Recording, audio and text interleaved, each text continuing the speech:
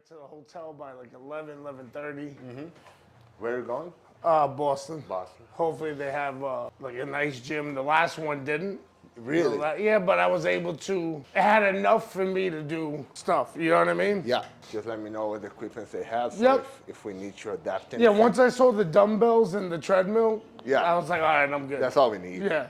You talked to Julie at all lately? Yeah. Yeah. Pretty much almost every day. Yeah, I don't want to bother him with wrestling stuff. Yeah, Always with family, you know what I mean? That's I don't talk about wrestling at all with him. We just talk about, we exchange pump pictures. So whenever I get a pump, I send him. Yeah. He got a pump, he sent me as well. And then we talk. Yeah, I love that different dude. things. I love Yeah, that. I he's love great. that dude to death. He's great. Like we're telling a story. Yeah. Yeah, I heard, but I want to do this move. Hold up. Yeah, you'll get there. Why? Yeah, exactly. This is just how we're going to tell story, okay? I'm asking about story. What do you want to do about story? You're a baby face. You're a what? Yeah, you can't be. I don't know. I don't People know, like exactly. me. I say, good. Now, do you want them to like you more or do you want them to dislike you? Exactly. I say, I want them to like me more. Good. So here's what we're going to do. You're going to play heel. They say, what are you talking about? I say, listen to me. You're going to play heel, but then you're going to be all over your head because I'm coming here and I'm taking your spot and all these kind of things. And since I am going over, I want you, by the end of the match, to understand that this is what you needed to keep continuing your career. Because you believe you've been doing this for 2 years only, and you believe that you're good enough, so let's do something different. Let's break that plateau that you hit, and you say, okay, now it's time to work, because I find a bigger challenge, and I need to grow more. I said, how are we gonna do this? What move do you wanna do? This is how we're gonna do it. This is how we get to it. And it worked so good. It was a really good match. Ooh. Oh yeah. That way. That was good. That was good. Even my nipples coming out. My titties. Your titties are coming out. We were able to squeeze 12. 12, yeah. And then on the second one, 10. And that's it. Like you don't need, because we got you the maximum. That's what we need. That's what we need. You don't need to go to 12, but next week we're going to do it the same way, and we're going to try to do 12, 11, and this time we did 9, so next one we're going to try to do 10. Until the point that we get to 12 on the 3, then we up the weight and lower the reps as well. And we keep working on that range. That's the easiest way to apply progressive overload. 3, 4, 5, 6, 7, 8. Good stuff. Okay. Usually we believe that we got to failure, but we still have to in tank. Yeah. And that's why I tell all my clients and everybody, like, work to failure, because our mind is going to tell us to stop at least 2-3 reps before that. My mind said it right before the last one. You said one more, and I went, oh, okay. Yeah, and like in this case, like, I'm with you. Yeah. And since I'm not with my clients that work online and not with them, I don't want them to push like this. Yeah. So I tell them go to failure because I know that their brain will block it around 3 to 2. That's more men. Women, usually they block it like with 8 reps on the tank. They're so afraid of actually pushing. So it's a different mentality to work with girls, to women, because they don't believe how strong they are. They usually use 50-40% less weight that they can actually carry. And then when they do it, it's... And when they do, they're like, oh, am I that strong? Yes, you are. Here we go.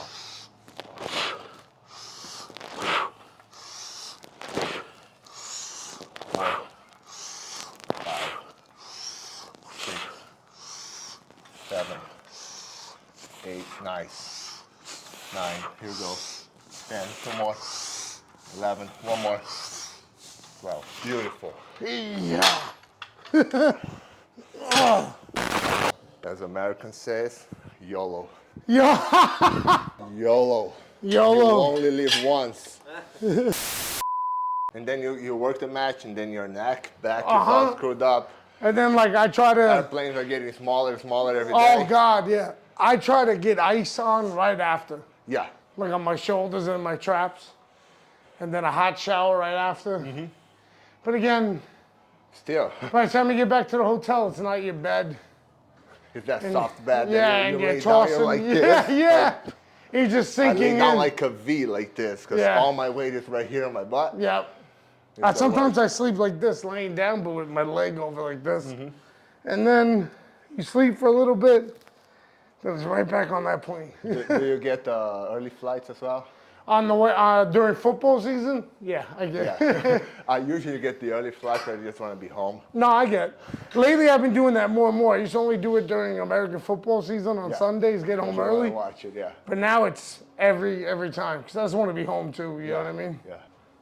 Look at that. One or two. That's not some veins. That's some really good veins right there. We didn't even got the bicep though, and you got a bicep pump. Yep. That's good. I do got a pump as well. It was a report. Yeah, you did. Yeah. Oh yeah. It's getting there. It's getting there.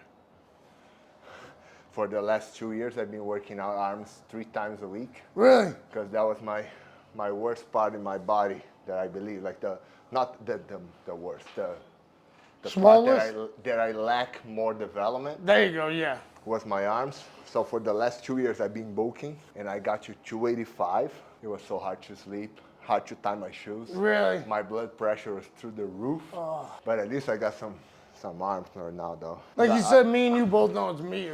Yeah. Chest. Shoulders have always been good. Bis and tries have been okay. Legs have been always fine. You know, Mine okay. is chest. My chest was always good, and I never actually hit chest twice a week. No. But legs I did, and I like working out legs, and I always thought that my legs were the best. The only reason why I like working out legs is because Tully Blanchard told me what Bruiser Brody used to say, which was, I'm not going to walk on my hands when I get older. And that's it. And legs are the biggest muscle group in the body, right? So studies show that increases testosterone, all these kind of things, and as well, as you said, sarcopenia is something that is going to happen. Yeah. Right? And when you see like a elder person walking, benching like this, most people think that is a lack of mobility or flexibility. They don't stretch much, but actually it's lack of strength. In the legs? In the legs.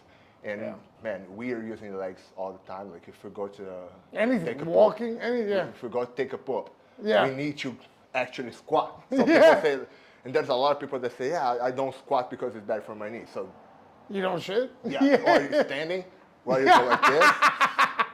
Teach me that. You're doing this. Yeah. Teach me that. Make it easier for me. Exactly. I saw a study as well showing a 70 years old triathlete.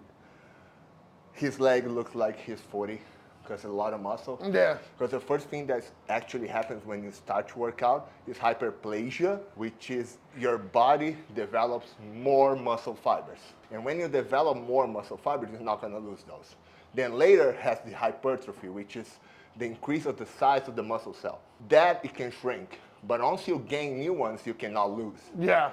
So if you keep doing it, if you grow a lot of muscle mass, you're gonna keep that. Yeah. And that's the thing that people don't get. It's like, it's so important to actually do it. And people think that you have to do the same thing that we are doing right now. No, if you get 30 minutes a day, 5 times a week, you're good. Everybody has 10 minutes, bro. You're good for life. Because like I look at my parents and they're almost 70, but people say that they don't look it. I go, because they walk. They go to the gym. Yeah. They drive from New York to Florida. They're always out doing, like my dad, he can't help himself because he's always, that's the way he's been since he was a kid. And if he stops, it's not going to be himself. No, that's he's not. The thing. So he's either working on the yard, playing with the dog, or coming over my place working on stuff. Yeah. I remember Johnny Sand when he showed up at the PC. Yeah, Johnny. Bro, he's like 70 something. If you see his shadow, you never say that it's a 70 plus. Yeah, no. I met Johnny he's years jumping, ago. he's rolling, he's taking bumps. I met Johnny with Dave Taylor one time in Philly, And Dave Taylor is all broken up as well. Yeah. And he's so much younger. He's nuts too. I love Dave. I love Dave so much. Dave and Dave makes me laugh constantly. Dave is so cool. I remember the first time that he was teaching us how to do Euro uppercut. Yeah. Oh, he gets it. No, did you learn? Yes, I did. I don't want to. It got me rocking. Yeah, him and Claudio. Yeah. Got like some of the best ones I've felt. Claudio nails me, man. Well, because I hit him too, so yeah. I truly don't mind being hit in safe places. Oh, no, of course. It has to. Yeah. Please, let's make it believable. Let's make it believe, yeah. Yeah, that's why I throw chops, because I like my chops. Yeah. I don't like my punches or my forearms. I like my chops because I do the whole forearm. Yeah, yours And is like just I'm a trying pillow. to. Well, I took it from Kenta Kobashi when I would see him throw with the whole forearm. Yeah. And then he told somebody, and I saw it on the interview. He's like, all right, if I do it with just my hand, you're not moving. But if I legit throw it with this, Yeah. you're gonna move. And I was then like, yours feels like a pillow, for real. Yeah. Like it's just all well, because safe I'm not. right here. I'm also not trying to kill you. Because you know what? We did that. In all honesty, you can ask Roderick Strong. He was part of that era where, like, 3, 4, and 5, 2003, 4, and 5, we were beating the fucking shit out of each other because it was only WWE. Yeah. So we all wanted to be different. Yeah. But we were young. So we And didn't know dumb. any better. So we're I'm talking about blisters. Everybody, blisters, like, hitting each other, concussions, like just killing each other. Like I know Roddy was part of that. I was part of that. Like that generation of guys, we didn't know any better, and we wanted to be different because Yeah. WWE was the only thing around. But instead of Doing really safe. studying and doing something different, we were idiots doing something different. You know, like dropping each other on our heads, like just first match of the card. Rah! I remember me when I started in Brazil as well. We're just doing like a spot, and there's like 20 guys in Yeah. the ring that actually way too much things going on that nobody's actually paying attention to Yeah. whatever's going Yeah. on.